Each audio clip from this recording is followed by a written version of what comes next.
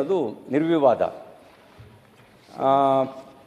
ಈ ವಯಸ್ಸು ದೇಹಕ್ಕೆ ಮಾತ್ರ ಆಗಿತ್ತು, ಮನಸ್ಸಿಗಾಗಿರಲಿಲ್ಲ. ಮನಸ್ಸು ಅವ್ರು ಯಾವಾಗಲೂ ಅದು ಯುವಾವಸ್ಥೆಯಲ್ಲೇ ಇತ್ತು ಅಂತೇಳಿ ಹೇಳ್ಬೋದು.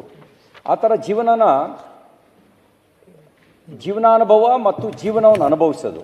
ಇವರಿಗೆ ಜೀವನಾನುಭವವೂ ಇತ್ತು, ಜೀವನವನ್ನು ಚೆನ್ನಾಗಿ ಅನುಭವಿಸಿದರು. ಬಹುಶಃ ಚಿತ್ರಗುಪ್ತ ನೀನೇನು ಬಾಕಿ ಉಳಿಸಿದೀಯಾ ಅಂತ ಕೇಳಿದ್ರೆ ಈ ಭೂಮಿಯಲ್ಲಿ ಅವ್ರು ಯಾವುದನ್ನೂ ಬಾಕಿ ಉಳಿಸಿಲ್ಲ. ಎಲ್ಲ ಜೀವನಾನುಭವವನ್ನು ಚೆನ್ನಾಗಿ ಅನುಭವಿಸಿದ್ದಾರೆ.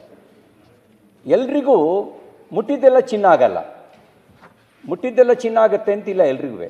ಆದರೆ ಇವರು ಬಹುಶಃ ಅದೊಂದು ಸ್ಪರ್ಶ ಮಣಿ ಹೇಳ್ತಾರಲ್ಲ, ಅದಕ್ಕೇನೋ ಮುಟ್ಟಿಸಿದ್ರೆ ಎಲ್ಲ ಬಂಗಾರ ಆಗಿಬಿಡುತ್ತೆ ಅಂಥೇಳಿ, ಅದಲ್ಲ, ಅದು ಸ್ಪರ್ಶದ ಈ ಕಬ್ಬಣಕ್ಕೆ ಮುಟ್ಟಿದ್ರು ಬಂಗಾರ ಆಗುತ್ತಂತಲ್ಲ, ಹಾಗೆ ಇವರು ಯಾವ ವ್ಯವಹಾರಕ್ಕೆ ಕೈ ಹಾಕಿದ್ರು ಆ ವ್ಯವಹಾರದಲ್ಲಿ ಇವರಿಗೆ ಯಶಸ್ಸು ಸಿಕ್ಕಿದೆ. ಎಲ್ರಿಗೂ ಹಾಗೆ ಯಶಸ್ಸು ಸಿಕ್ಕಿರುತ್ತೆ ಅಂತಿಲ್ಲ. ಎಷ್ಟೋ ಜನ ಉದ್ದಿಮೆ ಮಾಡಲಿಕ್ಕೆ ಹೋಗಿ ಕೈ ಸುಟ್ಕೊಂಡು ಇದ್ರ ಸವಾಸ ಬೇಡ ಅಂತ ಅಂದ್ಕೊಂಡಿದ್ದಾರೆ. ಇವ್ರಿಗೆ ಹಾಗಲ್ಲ, ಇವರು ಎಲ್ಲ ಉದ್ದಿಮೆಯಲ್ಲೂ ಕೂಡ ಯಶಸ್ಸನ್ನು ಕಂಡಿದ್ದಾರೆ. ಅಂದರೆ ಬಹುಶಃ ನನಗನ್ಸೋದು ಪರುಷಮಣಿ, ಆ ಪರುಷ ಮಣಿಯ ರೀತಿಯಲ್ಲಿ ಇವರು ಮುಟ್ಟಿದ್ದೆಲ್ಲವೂ ಕೂಡ ಚಿನ್ನ ಆಗಿದೆ ಅಂತ ಅನ್ಬೋದು. ಹೇಳ್ತಾ ಇದ್ರು ಭೋಜೇಗೌಡರು, ವಿದ್ಯೆಗೂ ಬುದ್ಧಿಗೂ ಸಂಬಂಧ ಇಲ್ಲ, ವಿದ್ಯೆ ಇದ್ದವರಿಗೆಲ್ಲ ಬುದ್ಧಿ ಇರುತ್ತೆ ಅಂತಿಲ್ಲ, ಬುದ್ಧಿ ಇದ್ದವರಿಗೆಲ್ಲ ವಿದ್ಯೆ ಇರಬೇಕು ಅಂತಿಲ್ಲ. ಏನು ನಾವು ಸರ್ಟಿಫಿಕೇಟ್ನ ವಿದ್ಯೆ ಏನಿದೆಯಲ್ಲ ಅದಕ್ಕೂ ಬುದ್ಧಿಗೂ ಏನೇನೂ ಸಂಬಂಧ ಇಲ್ಲ. ಬುದ್ಧಿ ಇದ್ದವರಿಗೆ ಸರ್ಟಿಫಿಕೇಟ್ ವಿದ್ಯೆ ಇರಬೇಕು ಅನ್ನೋದಕ್ಕೆ ಇರಬೇಕಾಗಿದೆ ಅನ್ನೋದಕ್ಕೆ ಇರಬೇಕಾಗಿಲ್ಲ ಅನ್ನೋದಕ್ಕೆ ಇವರೇ ಒಂದು ಉದಾಹರಣೆ. ಇವರು ಹಂಗಿದ್ರೆ ಬಹುಶಃ ನನಗೆ ಇಲ್ಲಿ ನೀವು ಉಲ್ಲೇಖ ಮಾಡಿಲ್ಲ ಎಷ್ಟವರೆಗೂ ವಿದ್ಯಾಭ್ಯಾಸ ಮಾಡಿದ್ದಾರೆ ಅಂಥೇಳಿ.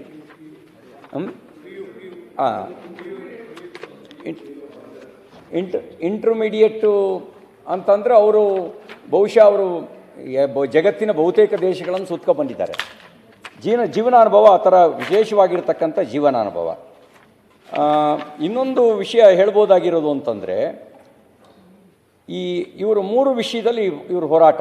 ಒಂದು ಅವಿದ್ಯೆಯ ವಿರುದ್ಧ, ಅಂದರೆ ಜನರಿಗೆ ವಿದ್ಯಾವಂತರನ್ನಾಗಿ ಮಾಡಬೇಕು ಅನ್ನೋ ಕಾರಣಕ್ಕೋಸ್ಕರ ವಿದ್ಯಾಸಂಸ್ಥೆಗಳನ್ನು ತೆರೆದರು, ಅವಿದ್ಯೆಯ ವಿರುದ್ಧ ಹೋರಾಟ. ಇಂದು ಅನಾರೋಗ್ಯದ ವಿರುದ್ಧ ಹೋರಾಟ. ಬಹುಶಃ ಅವರ ಒಂದು 4-5 ತಿಂಗಳು ಮಾತ್ರ ಹಾಸ್ಪಿಟಲೈಸ್ಡು, ಅಥವಾ ಒಂದು 2 ತಿಂಗಳು 3 ತಿಂಗಳು, ಅದಕ್ಕೆ ಮುಂಚಿನವರೆಗೂ ಸಕ್ರಿಯವಾಗಿ ಓಡಾಟ ಮಾಡಿದ್ದಾರೆ. ಎಲ್ಲ ಕಡೆಗೆ ನನಗೇನಾಗಿದೆ ಅಂತ ಯಾರು ಏನು ಶಿವಶಂಕರಪ್ಪನವರೇ ಹೆಂಗಿದ್ದೀನಿ ನಿಮ್ಮ ಆರೋಗ್ಯ ಅಂತ ಕೇಳಿದ್ರೆ ನನಗೇನಾಗಿದೆ ಅಂತ ಅಂದ್ಕೊಳ್ಳೋರು. ನಾವು ಅಂದ್ಕೊಳ್ತಿದ್ವು ಅದನ್ನು ನೋಡಿದಾಗ ಇವರು ಸೆಂಚುರಿ ಹೊಡೆಯೋರೇ ಆಗ್ತಾರೆ ಅಂಥೇಳಿ. ಸೆಂಚುರಿ ಹೊಸ್ತಿಲಲ್ಲಿ 95ರಲ್ಲಿ ಮುಗುರಿಸಿದ್ದಾರೆ. ಅವರು ಸೆಂಚುರಿ ಹೊಡೆಯುವಂಥ ರೀತಿಯಲ್ಲೇ ಅವರ ಉತ್ಸಾಹ ಇತ್ತು. ಇನ್ನೊಂದು ದಾರಿದ್ರ್ಯದ ವಿರುದ್ಧ ಹೋರಾಟ, ತಮ್ಮ ಮನೆಯ ದಾರಿದ್ರ್ಯದ ವಿರುದ್ಧನೂ ಹೋರಾಟ ಮಾಡಿದ್ರು.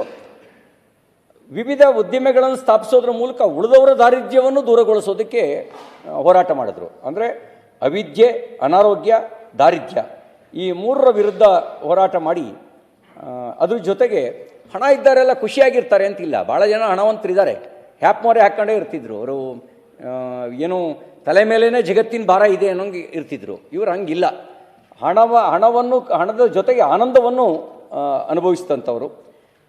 ನಮ್ಮ ದೇಶದ ವಿಧಾನಸಭೆ ಇತಿಹಾಸದಲ್ಲಿ ಅತ್ಯಂತ ಹಿರಿಯ ಶಾಸಕರು ಅವರು. 95ರ ಹಿರಿಯ, 93ರಲ್ಲಿ ಅವರು 23ರಲ್ಲಿ ಗೆದ್ದಾಗ ಅವ್ರಿಗೆ 93 ವಯಸ್ಸು. ಆ 93 ವಯಸ್ಸಿನ ಶಾಸಕರು ನಮ್ಮ ದೇಶದಲ್ಲಿ ಇನ್ಯಾರೂ ಕೂಡ 2023ರಲ್ಲಿ ಇರಲಿಲ್ಲ. ಈಗಲೂ ಅಷ್ಟೇ ಈ ಇಡೀ ದೇಶದ ಎಲ್ಲ ರಾಜ್ಯಗಳ ವಿಧಾನಸಭೆಯ ಅತ್ಯಂತ ಹಿರಿಯ ಶಾಸಕರಲ್ಲಿ ಒಬ್ಬರಾಗಿ ನಮ್ಮನ್ನು ಅಗಲಿದ್ದಾರೆ. ಉಳಿದೆಲ್ಲ ವಿಷಯಗಳನ್ನು ಅವ್ರು ಹೇಳಿದ್ದಾರೆ. ಅವರ ತುಂಬು ಜೀವನ ಮತ್ತು ಅವ್ರ ಬದುಕನ್ನು ಸ್ವೀಕರಿಸಿದ ರೀತಿ, ಹಠವಾದಿಯಾಗಿ ಎಲ್ಲದರಲ್ಲೂ ಉತ್ಸಾಹದಿಂದ, ತನಗೆ ಗೊತ್ತಿಲ್ಲದೆ ಇದ್ದರೂ ಕೂಡ ಗೊತ್ತಿಲ್ಲದೆ ಇರೋದನ್ನು ತಿಳ್ಕೊಂಡು ಆ ಕ್ಷೇತ್ರದಲ್ಲಿ ಕಾಲಿಟ್ಟು ಯಶಸ್ಸನ್ನು ಕಂಡಂಥ ಒಂದು ಪರಿ, ಉಳಿದವರಿಗೂ ಕೂಡ ಒಂದು ಮಾರ್ಗದರ್ಶನ. ಬಡತನದಲ್ಲಿ ಹುಟ್ಟಿದವರು ಬಡತನದಲ್ಲೇ ಸಾಯಬೇಕಾಗಿಲ್ಲ ಅನ್ನೋದಕ್ಕೆ ನಮ್ಮ ಶಾಮನೂರು ಶಿವಶಂಕರಪ್ಪನವರು ಒಂದು ಉದಾಹರಣೆ. ಹುಟ್ಟು ಬಡತನ ಇರಬಹುದು, ಆದರೆ ಸಾಯ್ಬೇಕಾದ್ರೆ ನಾವು ಬಡವರಾಗಿ ಸಾಯಬೇಕಾಗಿಲ್ಲ. ಮತ್ತು ಶ್ರೀಮಂತಿಕೆಯನ್ನು ಸಮಾಜಮುಖಿಯಾಗಿಯೂ ಉಪಯೋಗಿಸುವಂಥ ಒಂದು ದಾನ ಧರ್ಮ ಈ ಕೋವಿಡ್ ಸಂದರ್ಭದಲ್ಲಿ ಮಾಡಿದಂಥ ದಾನ. ಇದ್ರ ಜೊತೆಗೆ ನಾನೊಂದು ಮಾತು ಕೇಳಿದ್ದೆ. ಒಮ್ಮೆ ಸರ್ಕಾರದಲ್ಲಿ ಗ್ರ್ಯಾಂಟ್ ಬರದೇ ಇದ್ದಾಗ ಇವರು ಶಾಸಕರಾಗಿದ್ದರು, ಕೆಲಸ ಮಾಡಿಸ್ತಿದ್ರು. ಡಿಮಾಂಡ್ ಶುರುವಾಯಿತು, ನಮ್ಮ ರಸ್ತೆಗೂ ಕಾಂಕ್ರೀಟ್ ಮಾಡಿ, ನಮ್ಮ ರಸ್ತೆನೂ ಕಾಂಕ್ರೀಟ್ ಮಾಡಿ ಅಂತೇಳಿ. ಆಮೇಲೆ ಡಿಮಾಂಡ್ ಶುರುವಾಗಿ ಅಡ್ಡಾಕೊಂಬಿಟ್ರಂತೆ ಜನ, ಇನ್ನು ಈ ಬೀದಿನೂ ಕಾಂಟ್ರಾಕ್ಟ್ ಮಾಡಬೇಕು ಅಂತ. ಅದು ಎಸ್ಟಿಮೇಟಲ್ಲಿ ಸೇರಿಲ್ಲ, ಸ್ಯಾಂಕ್ಷನ್ ಆಗಿಲ್ಲ. ಕೊನೆಗೆ ಇವರು ಅದು ಆಮೇಲೆ ನೋಡ್ಕೊಳ್ಳೋಣ ಹೆಂಗೆ ಸ್ಯಾಂಕ್ಷನ್ ಮಾಡಿಸೋದು ಅಂತ ಕಾಂಕ್ರೀಟ್ ಹಾಕು ಅಂತೇಳಿ ಹೇಳಿ ಆ ಗುತ್ತಿಗೆದಾರನಿಗೆ ಹೇಳಿ ಕಾಂಕ್ರೀಟು ನಗರದ ಬಹುತೇಕ ರಸ್ತೆಗಳಿಗೆ ಇವ್ರ ಕ್ಷೇತ್ರದಲ್ಲಿ ಕಾಂಕ್ರೀಟ್ ಹಾಕ್ಸಿದ್ರಂತೆ. ಆ ಥರದ ಒಂದು ಉದಾರ ಮನಸ್ಥಿತಿ. ಕೋವಿಡ್ನ ಸಂದರ್ಭದಲ್ಲಿ ಬಡವರ ನೆರವಿಗೆ ಬಂದಂಥವರು ಅವರು ನಮ್ಮನ್ನು ಇವತ್ತು ಅಗಲಿದ್ದಾರೆ. ಹುಟ್ಟಿದ ನಂತರ ಮನುಷ್ಯ ಸಾಯಲೇಬೇಕು, ಯಾರಿಗೂ ಸಾಯದೇ ಇರಲಿಕ್ಕಾಗಲ್ಲ, ಅದು ಪ್ರಕೃತಿ ನಿಯಮ. ಹುಟ್ಟಿಯು ಸಾವು ಒಂದು ನಾಣ್ಯದ ಎರಡು ಮುಖಗಳಿದ್ದಂತೆ. ಜೀವನದ ಪರಿಪೂರ್ಣತೆ ಇರೋದು ಹುಟ್ಟಿನ ಜೊತೆಗೆ ಅಂತ್ಯ ಆಗೋದು, ಸಾವಿನ ಜೊತೆಗೇ ಅದು ಜೀವನದ ಪರಿಪೂರ್ಣತೆ ಆಗೋದು. ಇವ್ರದ್ದು ಒಂದು ಸಾರ್ಥಕ ಬದುಕು ಅಂತಕ್ಕಂಥ ಮಾತನ್ನು ಈ ಸಂದರ್ಭದಲ್ಲಿ ಹೇಳ್ತಾ, ಅವ್ರ ಕುಟುಂಬಕ್ಕೆ ಸ್ವಾಭಾವಿಕವಾಗಿ ತುಂಬು ಜೀವನ ನಡೆಸಿದ್ರೂ ಕೂಡ ಅಗಲಿಕೆ ನೋವು ಇದ್ದೇ ಇರುತ್ತೆ. ಅವರ ಅಗಲಿಕೆ ನೋವನ್ನು ಬರೆಸ್ತಕ್ಕಂಥ ಶಕ್ತಿಯನ್ನು ಭಗವಂತ ಕುಟುಂಬಕ್ಕೆ ಕೊಡಲಿ, ಅವರ ಆತ್ಮಕ್ಕೆ ಶಾಂತಿ ದೊರಕಲಿ ಅಂತೇಳಿ ಹೇಳಿ ಪ್ರಾರ್ಥಿಸಿ ತುಂಬು ಹೃದಯದ ಶ್ರದ್ಧಾಂಜಲಿಯನ್ನು ಸಲ್ಲಿಸ್ತೀನಿ. ಪದಗಳು ಸಭಾಪತಿಗಳೇ, ಶಾಮನೂರು ಶಿವಶಂಕರಪ್ಪರವರು 2014ರಿಂದ 16ರವರೆಗೆ ಮಂತ್ರಿ ಆಗಿದ್ದರು, ಹಾರ್ಟಿಕಲ್ಚರ್ ಮಂತ್ರಿ ಆಗಿದ್ದರು. ನಾನು ಮುಖ್ಯ ಸಚೇತಕನಾಗಿದ್ದೆ. ಪ್ರತಿ ಸಂದರ್ಭದಲ್ಲಿ ಕೂಡ ಸಚೇತಕನಾಗಿ ನನ್ನ ಕೆಲಸ ಇರ್ತಕ್ಕಂಥದ್ದು ಅವರ ಪ್ರಶ್ನೆಗಳು ಯಾವಾಗ ಇದೆ, ಅವರ ಸಬ್ಜೆಕ್ಟ್ ಯಾವಾಗ ಇದೆ, ಆವಾಗ ನಾನು ಈ ಸಭೆಗೆ ಅವರನ್ನು ಕರೀಲಿಕ್ಕೆ ಬೆಳಿಗ್ಗೆ ಫೋನ್ ಮಾಡ್ತಾಯಿದ್ದೆ. ಪ್ರತಿ ಸಲ ಕೂಡ ಅವರು ಫೋನ್ ಮಾಡಿದ ಕೂಡಲೇ ನಾನು ಬರ್ತೇನೆ ಡಿಸೋಜರ್ ಅವರೇ, ನನ್ನ ಪ್ರಶ್ನೆ ಇದೆ ಅಂತ ಹೇಳಿ ಸಮಯಕ್ಕಿಂತ ಮುಂದೆ ಬಂದು ಕೂತು ಈ ಸದನದಲ್ಲಿ ಅವರು ಪ್ರತಿ ಪ್ರಶ್ನೆಗಳಿಗೆ ಉತ್ತರ ಕೊಟ್ಟು ಅವರ ಕೆಲಸ ಮುಗಿಯುವವರೆಗೆ ಸದನದಲ್ಲಿ ಕೂತು ಹೋಗಿರ್ತಕ್ಕಂಥ ಅವರ ವಯಸ್ಸಿನಗಿಂತಲೂ ಮೀರಿದಂಥ ಸಾಧನೆಯನ್ನು, ಶಿಸ್ತು ಅವರಲ್ಲಿ ಇತ್ತು ಅಂತ ಹೇಳಲಿಕ್ಕೆ ನನಗೆ ತುಂಬ ಸಂತೋಷ ಆಗ್ತದೆ. ಅದನ್ನು ಇವತ್ತು ನಾನು ಈ ಸದನದ ಮೂಲಕ ನೆನಪಿಸಿಕೊಳ್ಳಿಕ್ಕೆ ಬಯಸ್ತೇನೆ. ಅದು ಮಾತ್ರ ಅಲ್ಲ, ನಮ್ಮ ಜಿಲ್ಲೆಗೆ ಸಂಬಂಧಪಟ್ಟಂಥ ಕೆಲವು ಸಮಸ್ಯೆಗಳು ನಾವು ಹೇಳಿದಾಗ, ಅದು ಪರ್ಟಿಕ್ಯುಲರ್ಲಾಗಿ ಹಾರ್ಟಿಕಲ್ಚರ್ ಮಂತ್ರಿ ಆಗಿದ್ದರು, ಅಡಿಕೆ ಬೆಳೆಗಾರರ ಸಮಸ್ಯೆ ಇತ್ತು. ಆ ಸಮಸ್ಯೆಗಳನ್ನು ಹೇಳಿದಾಗ ಸದನದಲ್ಲಿ ಒಂದು ಮಾತುವನ್ನೇ ಕೊಟ್ಟರು. ಯಾವ ಮಾತು ಕೊಟ್ಟರು ಅಂದರೆ, ನಾನು ಜಿಲ್ಲೆಗೆ ಹೋಗಿ ಅಡಿಕೆ ಬೆಳೆಗಾರರನ್ನ ಕರೆಸಿ ಅಲ್ಲಿ ಇರುವಂಥ ಸಮಸ್ಯೆಗಳಿಗೆ ಮತ್ತು ಅಲ್ಲಿ ಇರುವಂಥ ಏನೆಲ್ಲ ಸಮಸ್ಯೆಗೆ ಪರಿಹಾರ ಕಂಡು ಹುಡುಕ್ತೇನೆ ಅಂತ ಹೇಳಿ ಮಾತು ಕೊಟ್ಟು ಹೋಗಬೇಕಾದ್ರೆ ನನ್ನ ಹತ್ರ ಹೇಳಿ ಹೋದರು, ನಾನು ಮಾತು ಕೊಟ್ಟಿದ್ದೇನೆ, ನೆನಪು ಮಾಡಿ ನಾನು ಆ ಜಿಲ್ಲೆಗೆ ಬರ್ತೀನಿ ಅಂತ. ಆ ಸಮಯಕ್ಕೆ ಸರಿಯಾಗಿ ಬಂದು ನಮ್ಮೆಲ್ಲರನ್ನ ಜಿಲ್ಲಾಧಿಕಾರಿ ಕಚೇರಿಯಲ್ಲಿ ಕೂತ್ಕೊಳಿಸಿ ಏನೆಲ್ಲ ಕಾರ್ಯಕ್ರಮಗಳು, ಏನು ಅವರ ಇಲಾಖೆಯಿಂದ ಮಾಡಲಿಕ್ಕೆ ಸಾಧ್ಯನೋ ಅದು ಎಲ್ಲರನ್ನು ವಿಶ್ವಾಸಕ್ಕೆ ತೆಗೆದುಕೊಂಡು ಮಾಡಿದಂಥ ಒಬ್ಬ ಧೀಮಂತ ನಾಯಕರವರಾಗಿದ್ದರು. ಅಂದರೆ ಅವರು ಮಂತ್ರಿ ಆಗಿದ್ದಾಗ ಆ ಕೆಲಸ, ಯಾವುದೇ ಕೆಲಸವನ್ನು ನಿಷ್ಠೆ ಮತ್ತು ಪ್ರಾಮಾಣಿಕತೆಯನ್ನು ಮಾಡಿದಕ್ಕಾಗಿ ಅವರ ಜೀವನದಲ್ಲಿ ಅವರು ಒಂದು ಎತ್ತರದ ಸ್ಥಾನಕ್ಕೆ ಮುಟ್ಟಿದ್ರು. ಮತ್ತು ಅವರ ಜೀವನ ಕೂಡ ತುಂಬು ಜೀವನ, 97 ವರ್ಷಗಳ ಕಾಲ ಅವರು ಜೀವನದಲ್ಲಿ ಬಾಳಿದ ಸಂದರ್ಭದಲ್ಲಿ ಕೂಡ ಯಾರನ್ನೂ ನೋವಿಸದೆ ಲಕ್ಷಾಂತರ ವಿದ್ಯಾರ್ಥಿಗಳಿಗೆ ತಮ್ಮ ಜೀವನಕ್ಕೆ ಮಾರ್ಗದರ್ಶನವನ್ನು ಮಾಡುವ ಮೂಲಕ ತಮ್ಮ ಜವಾಬ್ದಾರಿಯನ್ನು ಭಾಳ ಶಿಸ್ತಿನಿಂದ ಪೂರೈಸಿದಂಥ ಒಬ್ಬ ಧೀಮಂತ ನಾಯಕ ಅಂತ ನಾನು ಹೇಳಲಿಕ್ಕೆ ಬಯಸ್ತೇನೆ. ಅವರು ಬಗ್ಗೆ ಹೆಚ್ಚು ಬೇರೆ ಬೇರೆ ವಿಚಾರಗಳನ್ನು ನಾನು ಪುನರ್ವರ್ತನೆ ಮಾಡಲಿಕ್ಕೆ ಬಯಸುವುದಿಲ್ಲ. ಅವರ ಆತ್ಮಕ್ಕೆ ಚಿರಶಾಂತಿ ಸಿಗಲಿ ಅಂತೇಳಿ ನಾನು ಸದನದ ಮೂಲಕ ಪ್ರಾರ್ಥನೆ ಮಾಡ್ತೀನಿ. ಪ್ರದೀಪ್ ಶೆಟ್ಟರ್.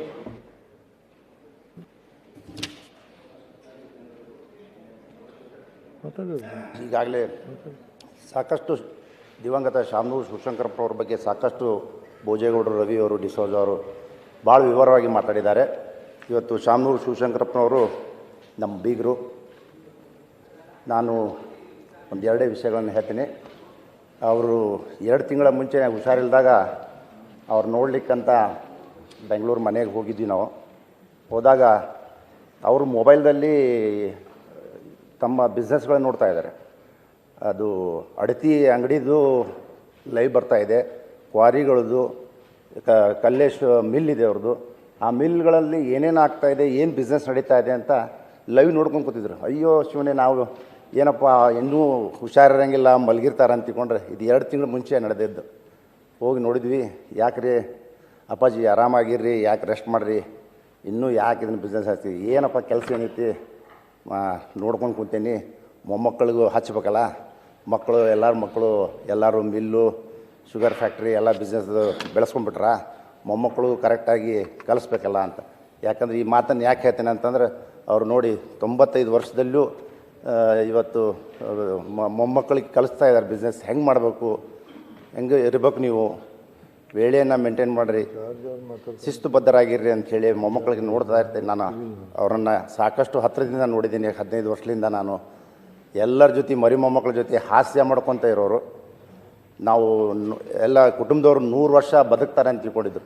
ಅವ್ರ ಮನೆಯಲ್ಲಿ ಅವರನ್ನು ಕಂಟಿನ್ಯೂ ಮಂತ್ರಿ ಮಾಡಬೇಕು, ಅವರೇ ಮಂತ್ರಿ ಇರಬೇಕಂತ ಹಠ ಇತ್ತು. ಆದರೆ ಕಳೆದ ಬಾರಿ ಕಾಂಗ್ರೆಸ್ ಹೈಕಮಾಂಡ್ ಒಪ್ಪಲಿಲ್ಲ, ಹೀಗಾಗಿ ವಯಸ್ಸಾಗಿದೆ ಬೇಡ ಅಂಥೇಳಿ ಮಲ್ಲಿಕಾರ್ಜುನ ಅವರು ಮಂತ್ರಿ ಮಾಡಿದರು. ಇಲ್ಲಾಂದ್ರೆ ಅವ್ರ ಮಕ್ಕಳು ಯಾರೂ ಒಪ್ಕೊಂಡಿದ್ದಿಲ್ಲ, ನಮ್ಮ ತಂದೆಯವರೇ ಮಂತ್ರಿ ಇರಬೇಕು, 100 ವರ್ಷ ಅವ್ರ ಜೀವಂತ ಇರೋ ಮಟನೂ MLA ಇರಬೇಕು ಅನ್ನೋದು ಅವ್ರ 3 ಮಂದಿ ಮಕ್ಕಳದು, ಗಂಡು ಮಕ್ಕಳದು. ನಮ್ಮ ಅಪ್ಪಾಜಿ ಅವ್ರ ಜೀವಂತ ಇರೋ ಮಟ MLA ಇರಬೇಕು ಅನ್ನೋದು ಅವ್ರದ್ದು ಆಸೆ ಇತ್ತು. ಇವತ್ತು ಸಾಕಷ್ಟು ಸೇವೆಗಳನ್ನು ಇವತ್ತು ಶಾಮನೂರು ಶಿವಶಂಕರಪ್ಪನವರು ಈ ಸಮಾಜಕ್ಕೆ ಕೊಟ್ಟಿದ್ದಾರೆ. ನಮ್ಮ ಭಾರತ ವೀರಶೈವ ಮಹಾಸಭಾದ ಅಧ್ಯಕ್ಷರಾಗಿದ್ದರು, ಕೊಡುಗೆ ದಾನಿಗಳು. ಈಗಾಗಲೇ ಸಾಕಷ್ಟು ಜನ ಹೇಳ್ದಂಗೆ ಇವತ್ತು ಸರ್ಕಾರಕ್ಕೆ ಅನಾನುಕೂಲ ಆದಾಗ ದುಡ್ಡಿನ ಅನಾನುಕೂಲತೆ ಇದ್ದಾಗ ತಾವೇ ಸ್ವಂತ 18 ಕೋಟಿಯನ್ನು ವ್ಯಾಕ್ಸಿನ್ ಸಲುವಾಗಿ ಖರ್ಚು ಮಾಡಿದಂಥ ವ್ಯಕ್ತಿ ಶಾಮನೂರು ಶಿವಶಂಕರಪ್ಪನವರು. ಅವ್ರ ಬಗ್ಗೆ ಹೇಳಬೇಕಂತಂದ್ರೆ ಸಾಕಷ್ಟು ವಿಚಾರಗಳಿದಾವೆ. ಇವತ್ತು ಬಾಪೂಜಿ ಶಿಕ್ಷಣ ಸಂಸ್ಥೆಯಲ್ಲಿ ಸಾವಿರಾರು ಜನರಿಗೆ ನೌಕರಿ ಕೊಟ್ಟಿದ್ದಾರೆ 40 ವರ್ಷದಿಂದ. ಸಾಕಷ್ಟು ಜನರಿಗೆ, ಬಡ ಜನರಿಗೆ ಇವತ್ತು ಸೀಟ್ಗಳನ್ನು ಉಚಿತವಾಗಿ ಕೊಟ್ಟಿದ್ದಾರೆ. ಹೀಗಾಗಿ ಅವರ ಸೇವೆ ಬಹಳ ಇನ್ನೂ ಬೇಕಾಗಿತ್ತು. ನಮ್ಮನ್ನು ಅಗಲಿದ್ದಾರೆ. ಅವರಿಗೆ ಆ ದೇವರು ಅವರ ಆತ್ಮಕ್ಕೆ ಶಾಂತಿ ಕೊಡಲಿ, ಹಾಗೂ ಅವರ ಕುಟುಂಬದವರಿಗೆ ದುಃಖ ಸಹಿಸುವಂಥ ಶಕ್ತಿ ಕೊಡಲಿ ಅಂತ ಬೇಡ್ಕೊಳ್ತೇನೆ. ಜಾರ್ಜ್ ಅವರು. ಸನ್ಮಾನ್ಯ ಸಭಾಧ್ಯಕ್ಷರೇ, ಅವಕಾಶ ಕೊಟ್ಟೋದಕ್ಕೆ ತಮಗೆ ವಂದನೆ ಹೇಳ್ತಾ, ಬಹುಶಃ ಶಾಮನೂರು ಶಿವಶಂಕರಪ್ಪನವರು ನನ್ನ ಒಡನಾಟ ತುಂಬ ವರ್ಷದ್ದು, ಬಹಳಷ್ಟು ಆತ್ಮೀಯರಾಗಿದ್ದರು. ಬರೀ ರಾಜಕೀಯ ಅಲ್ಲ, ವೈಯಕ್ತಿಕ ವಿಚಾರದಲ್ಲಿ ಸಮೇತ ಯಾವುದೇ ತೊಂದರೆ ಬಂದರೂ ನೆರವಿಗೆ ಬರುವಂಥ ಒಂದು ದೊಡ್ಡ ಮನಸ್ಸಿನ ವ್ಯಕ್ತಿ ಶಾಮನೂರು ಶಿವಶಂಕರಪ್ಪ. ನನಗೆ ಹೇಳೋದಾದರೆ, ನಾನು ಆಸ್ಕರ್ ಫರ್ನಾಂಡಿಸ್ ಅವರು KPCC ಅಧ್ಯಕ್ಷರಾಗಿದ್ದರು, ನಾನು KPCC ಜನರಲ್ ಸೆಕ್ರೆಟರಿ ಆಗಿದೆ. ಚಿತ್ರದುರ್ಗ ಡಿಸ್ಟ್ರಿಕ್ಟು ಅವಿಭಾಜ್ಯ, ಆಗ ದಾವಣಗೆರೆ ಸಪ್ರೇಟ್ ಇರಲಿಲ್ಲ. ಅಲ್ಲಿ ಜಿಲ್ಲಾ ಪಂಚಾಯತ್ ಚುನಾವಣೆಗೆ ನಾನು ಉಸ್ತುವಾರಿ ಆಗಿದೆ. ಆ ಸಂದರ್ಭದಲ್ಲಿ ಅಲ್ಲಿ KH ರಂಗನಾಥ್ ಅವರಿದ್ದರು, ಅದೇ ಚೆನ್ನಯ್ಯ ಒಡೆಯರ್ ಅವರಿದ್ದರು MP, ಮತ್ತು ಹನುಮಂತಪ್ಪ ಅವರಿದ್ದರು, ಶಿವಪ್ಪ ಅವರಿದ್ದರು, ನಮ್ಮ ಶಿವಶಂಕರಪ್ಪನವರು. ಅಲ್ಲಿ ಹೋದರೆ ಎಷ್ಟು ಚೆನ್ನಾಗಿ ಎಲೆಕ್ಷನ್ ಕಮಿಟಿ ಮೀಟಿಂಗ್ನ ಎಲ್ಲರನ್ನ ಕರೆಸಿ ಕೂಡಿಸಿ ಮಾತಾಡಿ, ಎಲ್ಲರೂ ರಂಗನಾಥ್ ಅವರಂತೂ ಭಾರಿ ಕೂಸಾಗಿದ್ದರು ಶಿವಶಂಕರಪ್ಪನವರಿಗೆ. ಅದೇ ರೀತಿಯಲ್ಲಿ ಹನುಮಂತಪ್ಪನವರು ಎಲ್ಲರನ್ನ ಕೂರಿಸಿ ಅವತ್ತು ನಿಮಗೆ ಹೇಳೋದಾದರೆ, ನಾವು ಕಾಂಗ್ರೆಸ್ ಪಕ್ಷ ಗೆದ್ದಿದ್ದು 3 ಜಿಲ್ಲೆ, ಒಂದು ಚಿತ್ರದುರ್ಗ, ಒಂದು ಕೊಡಗು ಮತ್ತು ಮಂಗಳೂರು. ಅದನ್ನು ಗೆಲ್ಲಬೇಕಾದ್ರೆ ಶಿವಶಂಕರಪ್ಪನವರು ಎಲ್ಲರೊಟ್ಟಿಗೂ ಸರಿ ಮಾಡಿ ಅದನ್ನು ಈ ಕ್ಯಾಂಡಿಡೇಟ್ ಸೆಲೆಕ್ಷನ್ ಟೈಮಲ್ಲಿ ಅವರು ಕರೆಕ್ಟಾಗಿರೋರನ್ನೆಲ್ಲ ಸೆಲೆಕ್ಟ್ ಮಾಡಿಬಿಟ್ಟು ಅದನ್ನು ಮಾಡಿದರು. ನಂತರ ಅಧ್ಯಕ್ಷರು ಮಾಡಬೇಕಾದ್ರೆ ಬಕ್ಕೇಶ್ ಅವರ ಹಿರಿಯ ಮಗ, ಇನ್ನೂ ಯುವಕ ಆಗಿದ್ದರು, 26-27 ವಯಸ್ಸಿರ್ಬೋದು, ಅವ್ರನ್ನೇ ಜಿಲ್ಲಾ ಪಂಚಾಯತ್ ಅಧ್ಯಕ್ಷರಾಗಿ ಮಾಡಿದರು. ಆಗ ನಿಮ್ಗೆ ಗೊತ್ತಿದೆ, ಅವರು ಅಧ್ಯಕ್ಷರು ಅಂದ್ಬಿಟ್ರೆ ಒಂಥರ ಚೀಫ್ ಮಿನಿಸ್ಟರ್ ಇದ್ದಂಗೆ, ಅಷ್ಟು ಪವರ್ ಇತ್ತು ಅವರಿಗೆ ಅಧ್ಯಕ್ಷರಿಗೆ.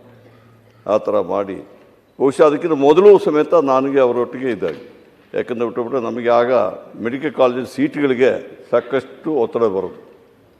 ಯಾಕಂದ್ರೆ ನಾನು ಹೋಗ್ತಿದ್ದೆ ಬೆಂಗಳೂರಿಂದ ಕಾರಲ್ಲಿ ಹೋಗಿ ಅವ್ರನ್ನ ಮೀಟ್ ಮಾಡಿ ಒಳ್ಳೆ ಊಟ ಗೀಟ ಎಲ್ಲ ಕೊಟ್ಟು, ಸೀಟು MBBS ಸೀಟ್ ಕೊಡಲು ಸುಲಭವಾಗಿ ಕೊಡ್ತಾರೆ, ಮತ್ತು MD ಮತ್ತು MS ಕೊಡಬೇಕಾದ್ರೂ ಅದು ಸಮೇತ ಇಲ್ಲ ಅಂತ ಬಿಟ್ಟುಬಿಟ್ಟು ಅವರು ಹೇಳ್ತಾನೆ ಇರಲಿಲ್ಲ.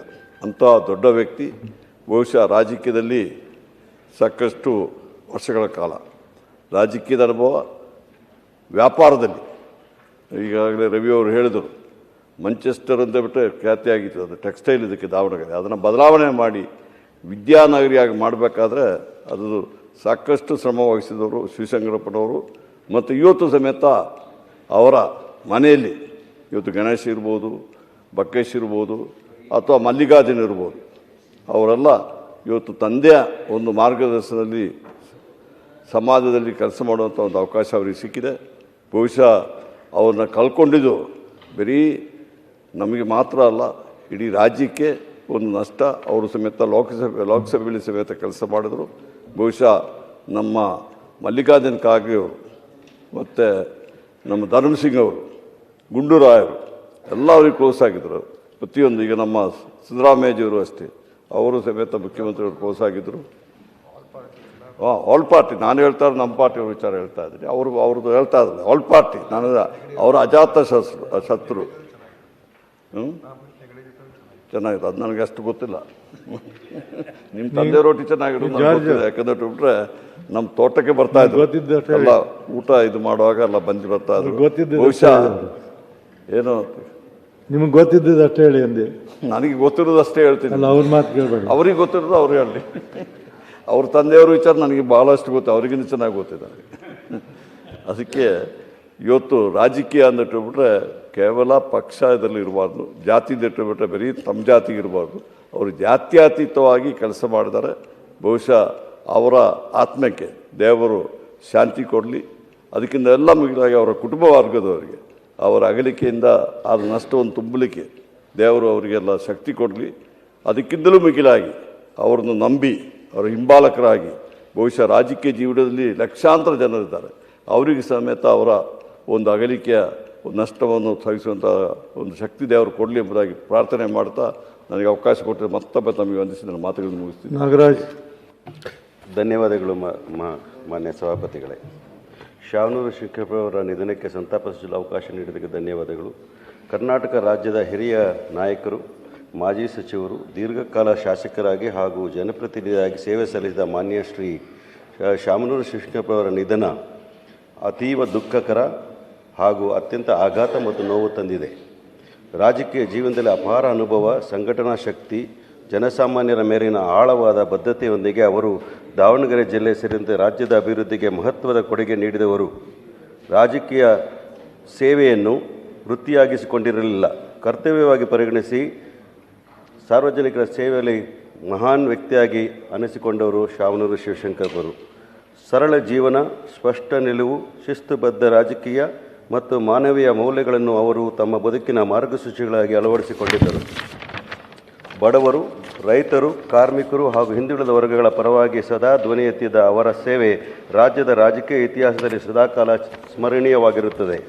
ಅವರ ಅಗಲಿಕೆ ಕುಟುಂಬಕ್ಕೆ ಮಾತ್ರವಲ್ಲ, ಕರ್ನಾಟಕದ ಸಾರ್ವಜನಿಕ ಜೀವನಕ್ಕೂ ತುಂಬಲಾರದ ನಷ್ಟವಾಗಿದೆ.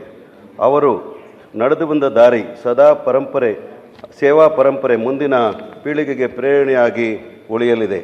ಈ ದುಃಖದ ಸಂದರ್ಭದಲ್ಲಿ ಮಾನ್ಯ ಶಾಮನೂರು ಶಿವಶಂಕರಪ್ಪನವರಿಗೆ, ಅವರ ಕುಟುಂಬದ ಸದಸ್ಯರಿಗೆ, ಬಂಧು ಮಿತ್ರರಿಗೆ ಹಾಗೂ ಲಕ್ಷಾಂತರ ಅಭಿಮಾನಿಗಳಿಗೆ ನನ್ನ ಸಂತಾಪಗಳನ್ನು ಹೇಳಲು ಬಯಸುತ್ತೇನೆ. ಹಾಗೂ ಕೊನೆಗೆ ಒಂದು ಮಾತು ಹೇಳಬೇಕಾದ್ರೆ, ಅವರು ಶಿಕ್ಷಣದ ಬಗ್ಗೆ ಭಾಳ ಜನ ಮಾತಾಡ್ತಾ ಇದ್ರು. ಅವರು ಕಾಮಡ್ಕೆಯ ಅಧ್ಯಕ್ಷರಾಗಿ ಕೆಲಸ ಮಾಡಬೇಕಾದ್ರೆ ಖಾಸಗಿ ವೈದ್ಯಕೀಯ ಶಿಕ್ಷಣ ಸಂಸ್ಥೆಗಳ ವಿಚಾರದಲ್ಲಿ ಹಲವಾರು ತೀರ್ಮಾನಗಳು ಮಾಡಬೇಕಾದ್ರೆ ಸರ್ಕಾರದ ಜೊತೆಯಲ್ಲಿ ಆಗಿಂದಾಗೆ ಖಾಸಗಿ ಶಿಕ್ಷಣ ಸಂಸ್ಥೆಗಳ ಪರವಾಗಿ ಅವರು ಭಾಳಷ್ಟು ಕೆಲಸವನ್ನು ಮಾಡಿದವರು ಕೂಡ.